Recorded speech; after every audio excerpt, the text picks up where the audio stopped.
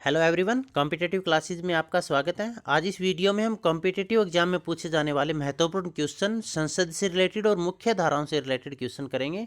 आप किसी भी तरह का कॉम्पिटिटिव एग्जाम फेस कर रहे हैं तो ये बहुत इंपॉर्टेंट क्वेश्चन है, आपको ये जरूर देखने चाहिए। सबसे पहले हम संसद के बारे में देख लेते हैं। तो भारत में संसदीय शासन प्रणाली को अपनाया गया है, जो कि ब्रिटिश संविधान से लिया गया है। अब संसद में किस किस को शामिल किया जाता है? लोकसभा, राज्यसभा और राष्ट्रपति को यदि हम शामिल कर लें तो संसद बनती है। क्वेश्चन कई बार ये आ सकता है कि संसद में किस किस को शामिल किया जाता है। तो लोकसभा, राज्यसभा और राष्ट्रपति को शामिल करने से संसद बनती है। संसद का वर्णन संविधान की किस धारा के तहत किया गया है? तो अनुच्छेद 79 के तहत। सन कैसे याद रखेंगे? संसद में 6 से बन गया 7, इसके बाद कंटिन्यू 8 और 9 लिख दीजिए। तो क्या बना? 7, 8 और 9। अब 789 हो गया। 789 संविधान में धाराएं होती नहीं है। अपने हिंदुस्तान के जो संविधान है उसमें 789 धाराएं नहीं है, तो हमने 8 हटा दिया। तो पीछे कितना बच गया? 79। तो याद रखना है, भारतीय संविधान में संसद का वर्णन 79 अनुच्छेद में। इसके बाद ऊपरी सदन आता है राज्यसभा, वो 80, और इसके बाद लोकसभा निम्न सदन आता है वो 81। 79, 80 और 81 याद रहेगा ना। इसके बाद आप देखिए, हम थोड़ा कंपैरेटिव स्टडी यहाँ पर करते हैं।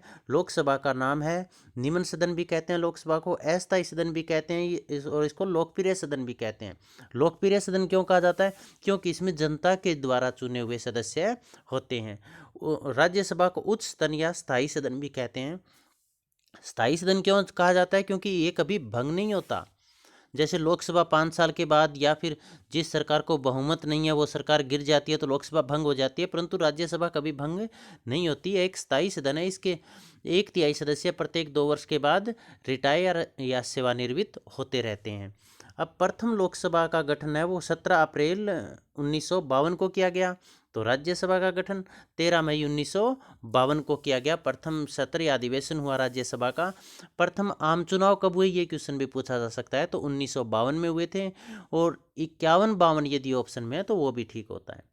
अब लोकसभा के लिए निर्वाचित होने के लिए आयु 25 वर्ष, राज्यसभा के लिए 30 वर्ष और राष्ट्रपति के लिए 35 वर्ष। क्लियर? कार्यकाल, लोकसभा का कार्यकाल 5 वर्ष। यदि ऑप्शन में 5 वर्ष भी दे रखा है और अनिश्चित भी दे रखा है तो हम अनिश्चित को पिकअप करेंगे। क्यों? क्योंकि लोकसभा का कार्यकाल है, यदि सरकार पूर्ण बहुमत में चल रही है तो 5 साल का है, परंतु यदि इससे पहले सरकार अल्पमत में आ जाती है तो लोकसभा पहले भी भंग कर दी जाती है राष्ट्रपति के द्वारा। अब राज्यसभा का प्रत्येक सदस्य का कार्यकाल 6 वर्ष का होता है, और इस 2 वर्ष के पश्चात 1/3 सदस्य रिटायर होते रहते हैं। राष्ट्रपति का कार्यकाल 5 वर्ष का होता है। इसके बाद देखिए, लोकसभा में सदस्यों की संख्या, अधिकतम संख्या 552। बहुत इंपॉर्टेंट क्वेश्चन है। वर्तमान में 545 है। अब 552 और 545 कहाँ कहाँ से निर्वाचित होते हैं वो नेक्स्ट स्लाइड में हम आपको बताएंगे। तो राज्यसभा में अधिकतम सदस्य 250 हो सकते हैं, वर्तमान में 245 है। अब देखिएगा गणपूर्ति के बारे में। गणपूर्ति का वर्णन अनुच्छेद, संविधान के अनुच्छेद 103 में किया गया है, 100 की धारा 3 के तहत। तो गणपूर्ति है वो 1/10 कुल सदस्यों संख्या का 1/10वां हिस्सा होती है। इसका मतलब चाहे वो लोकसभा हो चाहे राज्यसभा हो। तो लोकसभा में वर्तमान में कितने सदस्य? 545 का 1/10 करेंगे तो 55 सदस्य हुए। क्वेश्चन पेपर में आ सकता है भी, वर्तमान में लोकसभा में गणपूर्ति के लिए कितने सदस्यों का होना आवश्यक है? तो 55 सदस्यों का। और राज्यसभा में कुल 245 है। 245 का 10% निकालेंगे तो 24.5, आधा सदस्य हो नहीं सकता, मतलब 25 सदस्य। तो ये ध्यान रखना है भी कुल सदस्यों का 1/10वां हिस्सा है वो वहाँ पर मौजूद होना चाहिए, तभी संसद की कार्रवाई शुरू होगी। गणपूर्ति का मतलब क्या होता है? संसद का, लोकसभा या राज्यसभा का अधिवेशन कब शुरू होगा? यदि 1/10 सदस्य वहाँ पर मौजूद हैं तो। इसके पश्चात राष्ट्रपति, इसका चुनाव, लोकसभा के सदस्यों का चुनाव जनता द्वारा किया जाता है, जैसे हम एमपी का इलेक्शन होता है। और राज्यसभा के सदस्यों का चुनाव राज्य विधानसभा है उनके निर्वाचित सदस्यों के द्वारा। निर्वाचित का मतलब मनोनीत सदस्यों को इसमें शामिल नहीं किया जाता, केवल निर्वाचित सदस्यों के द्वारा, राज्य विधानसभा के निर्वाचित सदस्यों के द्वारा राज्यसभा के सदस्यों का चुनाव किया जाता है। अब इसके बाद राष्ट्रपति द्वारा सदस्यों का मनोनयन। राष्ट्रपति 2 सदस्यों को लोकसभा में मनोनयन कर सकता है आंग्ल भारतीय समुदाय के, वो धारा 331 के तहत। ये बहुत इंपॉर्टेंट धारा है, ध्यान रखना है आपको। भारतीय संविधान के अनुच्छेद 331 के तहत राष्ट्रपति है वो लोकसभा में 2 सदस्यों को, राज्यसभा में 12 सदस्यों को मनोनीत या वहाँ पर मनोनयन इनका करता है। इसके बाद अध्यक्ष और उपाध्यक्ष, लोकसभा के सदस्य अपने में से ही एक को अध्यक्ष और एक को उपाध्यक्ष चुनते हैं। अध्यक्ष क्या काम करेगा? जब लोकसभा के अंदर कोई बैठक होगी या अधिवेशन होगा उसकी अध्यक्षता करेगा, और लोकसभा अध्यक्ष की अनुपस्थिति में उपाध्यक्ष करेगा।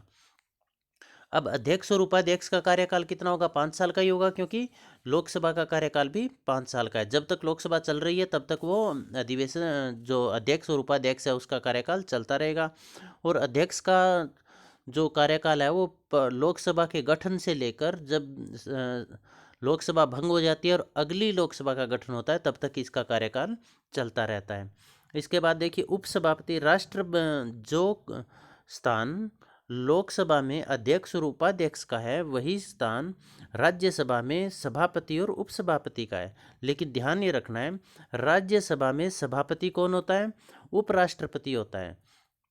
तो कई बार ये क्वेश्चन भी आ सकता है भी कौन सा सदस्य है जो उस सदन का सदस्य नहीं होता? तो उपराष्ट्रपति है वो उस सदन का सदस्य नहीं होता है। तो उपराष्ट्रपति का कार्यकाल कितना होता है? 5 साल का। तो सभापति का कार्यकाल कितना? राज्यसभा के सभापति का कार्यकाल कितना होगा? 5 साल का होगा। लेकिन यहाँ पर एक टेक्निकल बात आपको ध्यान रखना है, उपसभापति है, उपसभापति राज्यसभा के सदस्यों में से चुना जाएगा। तो राज्यसभा के सदस्यों का कार्यकाल कितना है? 6 वर्ष का। तो उपसभापति का कार्यकाल कितना होगा? 6 वर्ष का। सभापति लोकसभा में से है तो लोकसभा का कार्यकाल कितना है? 5 साल का। तो उपराष्ट्रपति का कार्यकाल कितना होगा? 5 साल का। तो सभापति का कार्यकाल भी 5 साल का होगा। ये आपको ध्यान रखना है यहाँ पर। इसके बाद एक बहुत इंपॉर्टेंट क्वेश्चन बहुत बार कॉम्पिटिटिव एग्जाम में पूछा गया है कि पहली क्वेश्चन तो ऐसे पूछा जा सकता है कि दोनों सदनों का संयुक्त अधिवेशन किसके द्वारा बुलाया जाता है? देखिए अधिवेशन बुलाने का काम है वो केवल राष्ट्रपति का, ये ध्यान रखना है। और राष्ट्रपति कभी भी किसी भी लोकसभा हो चाहे राज्यसभा हो चाहे संयुक्त अधिवेशन हो इनकी अध्यक्षता नहीं करता। राष्ट्रपति केवल अधिवेशन बुलाने का काम करता है। तो दोनों सदनों का संयुक्त अधिवेशन राष्ट्रपति के द्वारा बुलाया जाता है और इसकी अध्यक्षता कौन करेगा? लोकसभा ही इसकी, लोकसभा का अध्यक्ष है वही इसकी अध्यक्षता करेगा। ये क्वेश्चन काफ़ी इंपॉर्टेंट है। एक तो ये कि दोनों सदनों के संयुक्त अधिवेशन को कौन बुलाता है? राष्ट्रपति बुलाता है। उसकी अध्यक्षता कौन करता है? लोकसभा अध्यक्ष करता है, संविधान की धारा 118(4) के तहत। इसके अलावा यदि लोकसभा को भंग करना है तो लोकसभा को भंग करने का काम राष्ट्रपति के द्वारा किया जाता है। अब यहाँ पर हम अविश्वास प्रस्ताव के बारे में देख लेते हैं। अविश्वास प्रस्ताव का मतलब ये होता है भी विपक्ष के द्वारा लाया जाता है ये, और विपक्ष को ऐसा लगे भी सरकार के पास बहुमत के आंकड़े नहीं हैं तो वो सरकार के खिलाफ एक प्रस्ताव लेकर आएंगे भी आप बहुमत साबित करें, आप अल्पमत में हैं। तो अविश्वास प्रस्ताव सरकार को कमज़ोर करने के लिए या सरकार को गिराने के लिए लाया जाता है। तो सरकार कहाँ पर चलती है? लोकसभा में। तो अविश्वास प्रस्ताव केवल लोकसभा में ही लाया जाएगा। अविश्वास प्रस्ताव का संविधान में कहीं कोई जिक्र नहीं किया गया है। एक सत्र में केवल एक ही बार लोकसभा का अधिवेशन वो अविश्वास प्रस्ताव लाया जा सकता है। और ये अविश्वास प्रस्ताव जब लाया जाएगा लोकसभा में तो किसी भी एक सदस्य द्वारा लिखित में नोटिस देना होगा, और लिखित में नोटिस लोकसभा अध्यक्ष को देगा, और जो नोटिस दे रहा है अविश्वास प्रस्ताव के लिए उसके ऊपर कम से कम 50 सदस्यों के हस्ताक्षर होने चाहिए। अब यहाँ पर हम राष्ट्रपति के बारे में थोड़ा सा देख लेते हैं। राष्ट्रपति का जो भारतीय संविधान की धारा 52 में राष्ट्रपति का वर्णन किया गया है। और 52 धारा याद कैसे रखेंगे? राष्ट्र का मतलब पंच, पंच का मतलब श्रेष्ठ, 5। तो 5 हो गया। पति पत्नी 2 होते हैं तो 5 और 2 मतलब 52। तो राष्ट्रपति है उसका वर्णन भारतीय संविधान की धारा 52 में किया गया है। राष्ट्रपति का चुनाव कैसे होता है? एक निर्वाचक मंडल के द्वारा होता है। निर्वाचक मंडल के द्वारा संविधान की धारा 54 के तहत होता है, संविधान की धारा 54 के तहत। और इसमें सभी निर्वाचित सदस्य भाग लेते हैं और मनोनीत सदस्य इसमें भाग नहीं लेते हैं। इसके बाद हम आगे चलते हैं अगली स्लाइड में। लोकसभा के सदस्यों का लोकसभा के सदस्य हैं उनके कुल कितने सदस्य हैं। यहाँ पर आप देखिएगा, लोकसभा जैसे हमने किया था, संसद, लोकसभा, राज्यसभा और राष्ट्रपति से मिलाकर बनती है। संसद का वर्ण संविधान की धारा 79 और राज्यसभा का 80 और लोकसभा का 81 में। अब कुल सदस्य कितने अधिकतम कितने सदस्य हो सकते हैं लोकसभा में? 552 हो सकते हैं और वर्तमान में 545 है। ओके, अधिकतम 552 है तो उसमें चयनित या निर्वाचित कितने होंगे? 550 होंगे और 2 राष्ट्रपति द्वारा मनोनीत किए जाएंगे संविधान की धारा 331 के तहत आंग्ल भारतीय समुदाय में से। और अब 550 है, इसमें से राज्यों से कितने निर्वाचित होते हैं? 530 और केंद्र शासित प्रदेशों से निर्वाचित होते हैं 520। अब क्वेश्चन कई बार ये भी पूछा जा सकता है भी राज्यों से कुल कितने सदस्य निर्वाचित होते हैं, अधिकतम कितने निर्वाचित हो सकते हैं? 530 और केंद्र शासित प्रदेश से लोकसभा में अधिकतम कितने सदस्य आ सकते हैं? 20। अब 545 वर्तमान में है तो इनको किस तरह से, देखिए 545 है तो क्वेश्चन ये भी आ सकता है कि वर्तमान में लोकसभा में निर्वाचित सदस्यों की संख्या कितनी है। तो निर्वाचित सदस्यों की संख्या 543 है, कुल कितने हैं? 545। राष्ट्रपति द्वारा मनोनीत किए गए हैं 2 सदस्य और ये जो 543 है इसमें से राज्यों से 530। यदि ये पूछें कि राज्यों से वर्तमान में लोकसभा में कितने सदस्य हैं तो 530 है और केंद्र शासित प्रदेशों से कितने सदस्य हैं? 13 सदस्य वर्तमान में है। तो ये आपको अच्छी तरह से ध्यान में रखना है, इसमें से काफ़ी क्वेश्चन पूछे जा सकते हैं, पूछे गए हैं। तो अब ये देखना, लोकसभा के पहले अध्यक्ष कौन थे? जीबी मावलकर। बहुत इंपॉर्टेंट क्वेश्चन है जो यहाँ पर ये लिखे गए हैं, जीबी मावलकर हैं। वर्तमान में लोकसभा के अध्यक्ष कौन है? ओम बिरला। और ये हमेशा सरकार जो सत्ता पक्ष है उसी के व्यक्ति होते हैं और लोकसभा के द्वारा चयनित होते हैं। पहले उपाध्यक्ष कौन थे? श्री एम अनंत सेनम अयंगर। और वर्तमान में लोकसभा उपाध्यक्ष का पद है वो खाली है। पहली महिला अध्यक्ष कौन? लोकसभा की पहली महिला अध्यक्ष कौन थी? मीरा कुमारी। अब संसदीय समितियां, ये जो संसदीय समितियां हैं संसद के ऊपर नियंत्रण रखने के लिए विभिन्न समितियों का गठन किया गया है। तो ये संसदीय समितियां कौन कौन सी है? लोक सेवा समिति, नियम समिति, विशेषाधिकार समिति और तदर्श समिति, ये संसदीय समितियां हैं। इसके बाद लोकसभा में एक वर्ष में 3 सत्र होते हैं। एक बजट सत्र फरवरी से मई तक, कई बार ये भी पूछा जा सकता है बजट सत्र कब बुलाया जाता है, तो ये फरवरी से मई तक चलता है। मानसून सत्र ये जुलाई से अगस्त तक। शीतकालीन सत्र नवंबर से दिसंबर तक। सत्र बुलाने का काम कौन करेगा? राष्ट्रपति करेगा। और सत्रावसान का काम, मतलब सत्र की समाप्ति की घोषणा कौन करेगा? वो भी राष्ट्रपति करेगा। जो सत्र बुलाएगा वही सत्र को समाप्त करेगा। और सत्रावसान संविधान की धारा 85(2) के तहत। इसके बाद आगे देखिएगा राज्यसभा के सदस्यों की संख्या। तो राज्यसभा के सदस्यों की संख्या का हम वर्णन यहाँ पर करते हैं। तो आप यहाँ पर देखो, अधिकतम सदस्य संख्या 250 हो सकती है राज्यसभा में। उनमें से 12 सदस्यों को राष्ट्रपति मनोनीत करता है और 238 सदस्य संघ या संघ शासित क्षेत्र, मतलब केंद्र शासित क्षेत्र या राज्यों से निर्वाचित होते हैं। तो 250 यदि अधिकतम सदस्य संख्या हो सकती है, उसमें 238 केंद्र और राज्य सरकारों से और 12 सदस्य राष्ट्रपति द्वारा मनोनीत होते हैं। मनोनयन का काम हमेशा राष्ट्रपति के द्वारा किया जाता है, ध्यान रखना है। वर्तमान में राज्यसभा के कितने सदस्य हैं? 245 हैं। मनोनीत सदस्य राष्ट्रपति द्वारा 12 कर दिए। अब 233 सदस्य है वो संघ और केंद्र शासित प्रदेशों से निर्वाचित सदस्य हैं। अब ये 233 है, इसमें से राज्यों से कितने? 229 है और केंद्र शासित प्रदेश से 4। क्वेश्चन आ सकता है वर्तमान में केंद्र शासित प्रदेश से सदस्यों की संख्या कितनी है? 4। वर्तमान में राज्यों से निर्वाचित सदस्यों की संख्या कितनी है? राज्यसभा में 229। राज्यसभा में कुल वर्तमान में कितने सदस्य हैं? 245। संसद में कुल वर्तमान में कितने सदस्य हैं? ये क्वेश्चन बहुत इंपॉर्टेंट बनता है। संसद में कुल वर्तमान सदस्य कितने हैं? तो संसद में किस किस को मिलाएंगे? लोकसभा, राज्यसभा। लोकसभा में अधिकतम कितने होंगे? 545। वर्तमान में कितने लोकसभा में? 545। अधिकतम 552 होंगे। तो लोकसभा में, संसद में अधिकतम सदस्य पूछ ले तो 552 और 250 राज्यसभा वाले ऐड करके हम बता सकते हैं। और यदि लोकसभा में और इसके साथ साथ यदि संसद में वर्तमान के सदस्य पूछ लें तो लोकसभा और राज्यसभा के वर्तमान के सदस्य हम ऐड कर देंगे। तो ये काफ़ी इंपॉर्टेंट क्वेश्चन है, ध्यान रखना इसको अच्छी तरह से, ये स्लाइड आप देख लेना। इसके बाद पहले सभापति कौन थे? पहले सभापति पहले उपराष्ट्रपति होंगे, क्योंकि राज्यसभा का जो पदेन अध्यक्ष या सभापति होता है वो उपराष्ट्रपति होता है, जो कि इस सदन का नहीं होता है। इसका कार्यकाल 5 साल का होता है। बाकी सदस्यों का कार्यकाल कितने का होगा? 6 वर्ष का होगा। वर्तमान में राज्यसभा के उपसभापति कौन है? श्री वेंकैया नायडू, क्योंकि अब उपराष्ट्रपति कौन है? वेंकैया नायडू। पहले उपसभापति कौन थे? उपसभापति वो राज्यसभा के सदस्य अपनों में से चुनते हैं, तो SV कृष्णमूर्ति राव थे। अब कौन है वर्तमान में?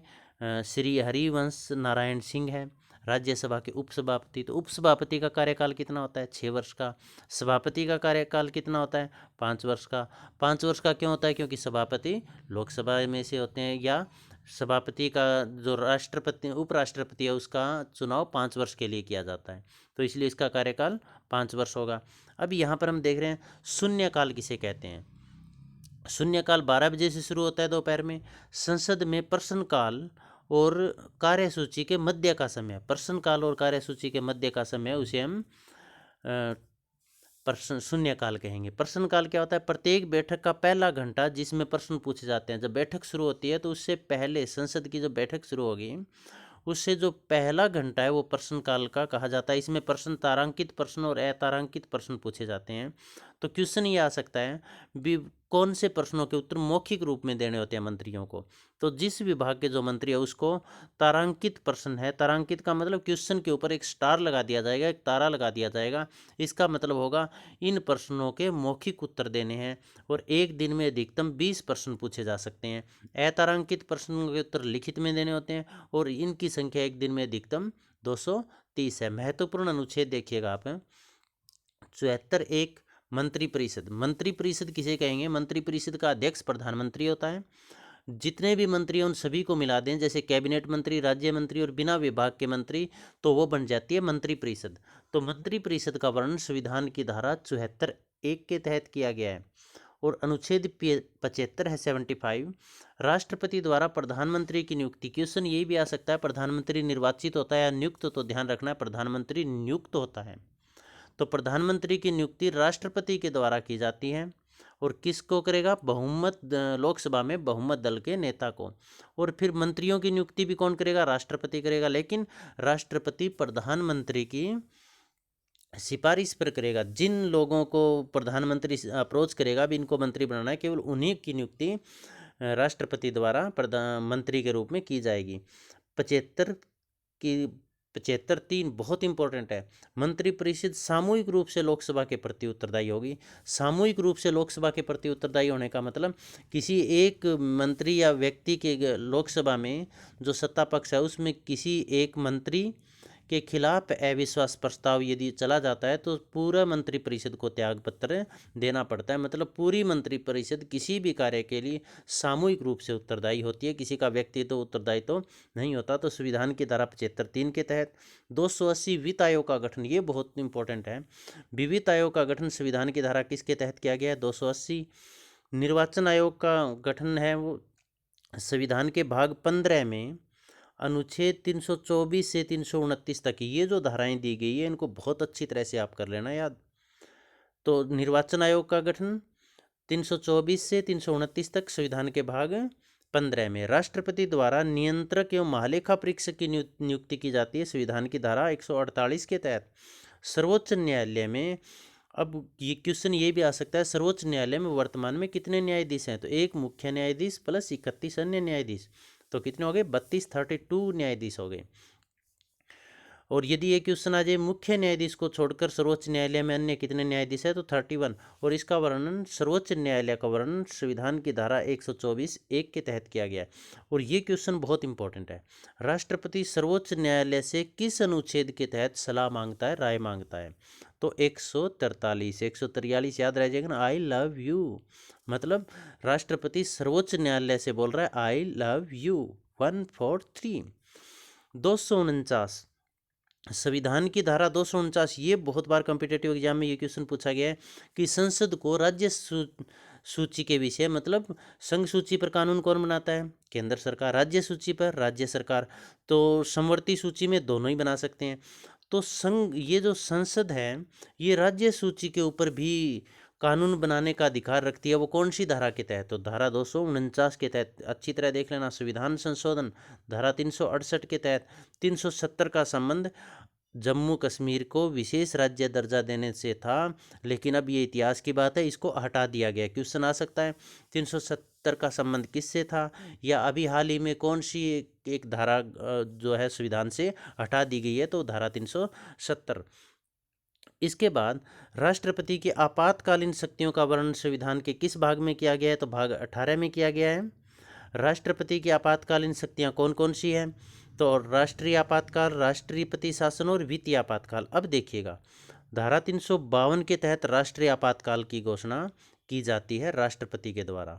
धारा 356 के तहत राष्ट्रीय आपातकाल का मतलब पूरे देश के अंदर आपातकाल लागू हो जाएगा। 352 के तहत। 356 के तहत किसी एक राज्य के अंदर यदि वहाँ की व्यवस्था ठीक नहीं चल रही है, या राज्य का शासन कानूनों के अनुसार नहीं चल रहा है, तो वहाँ पर राष्ट्रपति शासन लागू कर दिया जाता है। इसका मतलब केंद्र सरकार के एजेंट के रूप में, या राष्ट्रपति द्वारा जो राज्यपाल है, उस राज्यपाल वहाँ का मुख्य प्रशासक बन जाता है। तो ये धारा 356 के तहत। 360 के तहत वित्तीय आपातकाल भी, राज्य की वित्तीय स्थिति बहुत ज़्यादा खराब हो जाए तो यहाँ पर वित्तीय आपातकाल लागू किया जा सकता है। तो वित्तीय आपातकाल आज तक भारत में कभी भी लागू, किसी भी राज्य के अंदर कभी भी लागू नहीं किया गया है। एक क्वेश्चन आपको कमेंट बॉक्स में डालना है, लोकसभा में अधिकतम सदस्यों की संख्या कितनी हो सकती है? आप सबका बहुत बहुत धन्यवाद।